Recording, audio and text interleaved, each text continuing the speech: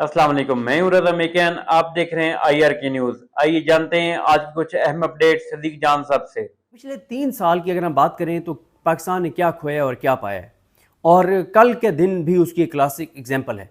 यानी इससे पहले आपने देखा कि पाकिस्तान के तमाम इदारे पिछले 3 साल में डिस्क्रेडिट हो चुके हैं। तमाम इदारे डिस्क्रेडिट हो चुके हैं। तमाम इदारों से लोगों के हवाले से जो लोगों का इस वक्त एक लोगों के सेंटिमेंट्स हैं, वो कोई भी जाके देख सकता है। आप में से कोई भी जानता है, आप अपने इर्द गिर्द जानते हैं लोग क्या बातें कर रहे हैं। यानी आपकी पार्लियामेंट की कोई वक़्त नहीं रह गई, आपकी अदलिया से लोग नफरत करते हैं, जस्टिस याही अफरीदी का नाम कोई नहीं सुनना चाहता। यानी आपके तमाम इदारे जो हैं वो डिस्क्रेडिट हो गए। आपके तमाम हमारे और आपके और हमारे तमाम इदारों की बैठी हुई तमाम शख्सियात डिस्क्रेडिट हो गई हैं। तमाम शख्सियात डिस्क्रेडिट हो गई हैं। कोई एक भी इस वक्त इस हालत में नहीं है कि वो बग़ैर सिक्योरिटी के जो है ना, चाहे कोई वज़ीर मुशीर तक, वो अवाम किसी अवामी ढाबे पे बैठ के चाय पी सकें। तमाम इदारे आपके डिस्क्रेडिट हो गए। तमाम इदारों में बैठी हुई शख्सियात आपकी डिस्क्रेडिट हो गई। फिर उसके बाद तमाम शोबा जात के लोग तबाह हो गए। तमाम शोबा जात, हर तबका फ़िक्र के लोग तबाह और बर्बाद हो गए। यानी क्या इंडस्ट्रियलिस्ट है, क्या किसान है, क्या मजदूर है, क्या रियल इस्टेट वाला है, क्या कंस्ट्रक्शन वाला है, क्या तनख्वाहदार तबका है, क्या सरकारी मुलाजमीन हैं, मतलब तमाम शोबा जात के लोग बेचारे तबाह हो गए। हर एक मुश्किल का शिकार है। पूरी कौम जहनी मरीज बन गई है। पूरी कौम इस्तराब में है। पूरी कौम मुश्किल में है। लोग अजियत और तकलीफ का शिकार हैं। हस्पतालों के हालात आप देख लें, तालीमी इदारों के आप सूरत हाल देख लें, मतलब कहीं से कोई खैर की सुख की खबर नहीं है। फिर आप देख लें, अभी आप देख लें जो क्लाइमेट चेंज की वजह से जो तबाही हो रही है, गाँव के गाँव बह रहे हैं, बह के जा रहे हैं, सैलाब की नज़र हो रहे हैं। जो पानी, जो बारिश का पानी 7 ट्रिलियन गैलन आप सेव कर सकते थे, हम सेव कर सकते थे, वो सैलाब बन के और गाँव के गाँव बहा के ले जा रहा है। सैकड़ों लोगों की जानें जा रही हैं, लाखों एकड़ ज़मीन ज़ेर आब आ रही है। कोई फिक्र नहीं है, कोई परेशानी नहीं है, कोई तकलीफ नहीं है, कोई अजियत नहीं है, कोई ख्याल नहीं है, क्योंकि ये वो चीज़ है जिससे हुकूमत जाने का कोई ख़तरा नहीं है। अगर बुनेर के, सवात के, जीबी के, एजे के गाँव बह जाएंगे, उनमें लोग बह जाएंगे, जिंदा लोग बह जाएंगे, उनके जानवर बह जाएंगे, उनकी ज़मीनें तबाह हो जाएंगी, उनके घर बह जाएंगे। सो व्हाट, इससे क्या क्या नुकसान है? इस निज़ाम को तो कोई नुकसान नहीं है। इस सिस्टम, हज़ारों लोग डूब जाएं, जानों से चले जाएं, इस सिस्टम को तो कोई नुकसान नहीं। शहबाज की हुकूमत तो कहीं नहीं जा रही, तो इसलिए क्या मसला है? बह जाएं लोग। वैसे भी तो लोग मर रहे हैं, वैसे भी तो खुदकुशियां कर रहे हैं गुर्बत से, तो ये बह जाएंगे तो फिर क्या है?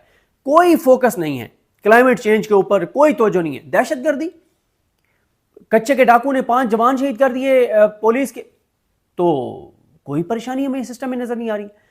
बलूचिस्तान के हालात के ऊपर सिस्टम में कोई परेशानी नहीं नजर आ रही। शहबाज शरीफ ने पिछले 4 महीनों में एक बार भी आपने नहीं देखा कि बलूचिस्तान के इश्यूज के ऊपर कोई मीटिंग कर रहे हो। आपको नहीं नजर आया होगा कहीं पूरे सिस्टम में, आपको कहीं किसी के चेहरे पे 1% परेशानी नजर नहीं आई होगी कि 2 हफ्तों में 4 मेजर हमारे शहीद हो गए, इतने हमारे जवान शहीद हो रहे हैं, इतने हमारे सिविलियन शहीद हो रहे हैं, इतने हमारे पुलिस के एहलकार शहीद हो रहे हैं।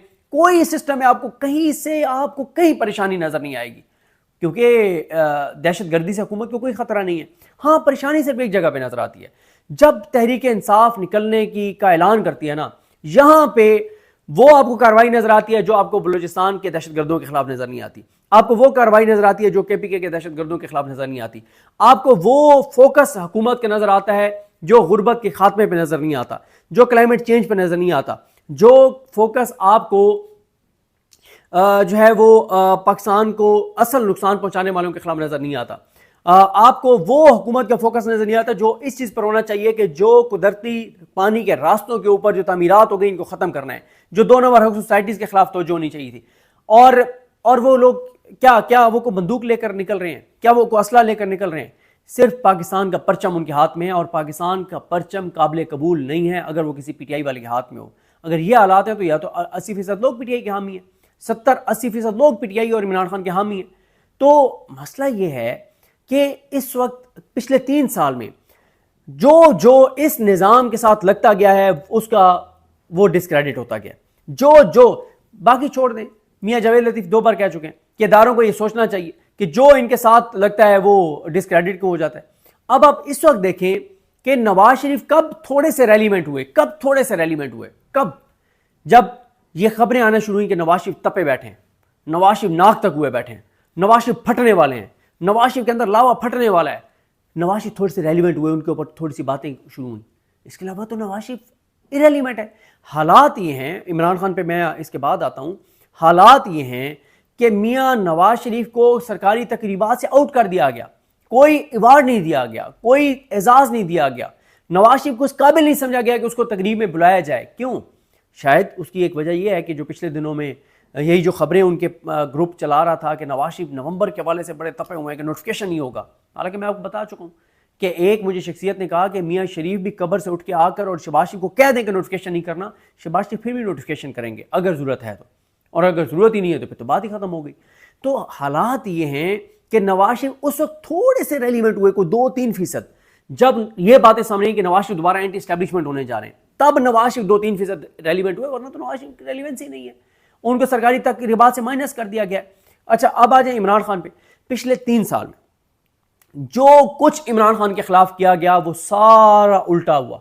जो केसेस बनाए गए उसकी इज्जत में इजाफा हुआ, उसके एहतराम में इजाफा हुआ, उसकी मोहब्बत में इजाफा हुआ, उसकी पॉपुलैरिटी में इजाफा हुआ। नुकसान किसका हुआ? नुकसान हुआ पाकिस्तान का, पाकिस्तान के इदारों का, पाकिस्तानियों का। मतलब इमरान खान ने तो गेन किया, आप सब कुछ इमरान खान के खिलाफ कर रहे थे, हर चीज उसके हक में होती गई, वो उल्टा आपके ऊपर पड़ती गई। और दूसरा किसने फायदा उठाया? नवाज शरीफ ने, जरदारी खानदान ने। क्यों?